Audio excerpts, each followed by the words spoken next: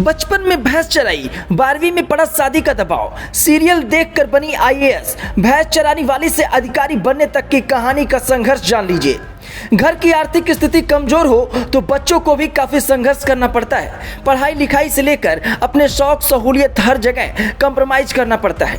केरल की रहने वाली सी वनमती का बचपन भी संघर्षों से भरा हुआ था। उन्हें अपने परिजनों की मदद करने के लिए बचपन से ही काम करना पड़ रहा था। कम उम्र में उन पर शादी का दबाव भी डाला जाने लगा, लेकिन अपने पैरों पर खड़ा होने के इरादे इतने मजबूत थे कि उनके कदम कहीं भी डगमगाए नहीं। सी वनमती ने आईएएस बनने के लिए जितनी मेहनत की उतना कर पाना हर किसी के बस की बात नहीं होती।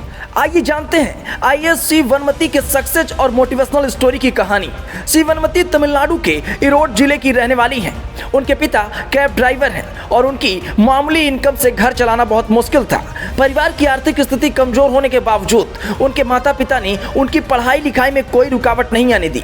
उन्हें किताबें व अन्य जरूरी संसाधन मुहैया करवा दिए। घर की आर्थिक स्थिति कमजोर होने के बावजूद वनमती अपनी तरफ से जितना एफर्ट हो सकता था किया करती थी। वो पढ़ाई करने के लिए भैंसों को चराने के लिए ले जाती थी और जानवरों को खाना भी खिलाती थी। सी वनमती के घर बेटियों को 12वीं के कक्षा के बाद पढ़ाया नहीं जाता था।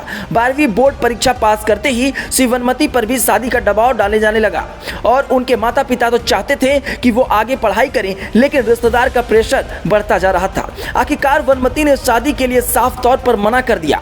उनके घर वालों ने इस फैसले में उनका पूरा समर्थन दिया। ग्रेजुएशन के बाद सी वनमती ने कंप्यूटर एप्लीकेशन में पोस्ट ग्रेजुएशन किया। सी वनमती के गृहनगर में उस समय जिला कलेक्टर महिला थी। सब कुछ उनका बहुत सम्मान लोग करते थे। यह देखकर उनके मन में आईएएस बनने की ललक जागी। तभी उन्होंने एक टीवी सीरियल देखा, गंगा यमुना सरस्वती। उनमें मेन लीड एक्ट्रेस आईएएस अफसर का किरदार निभा रही थी। उन्हें उससे बेहद ही प्रेरणा मिली और उन्होंने 2015 की यूपीएससी परीक्षा में 152वीं रैंक लाकर कहीं ना कहीं इतिहास रच दिया।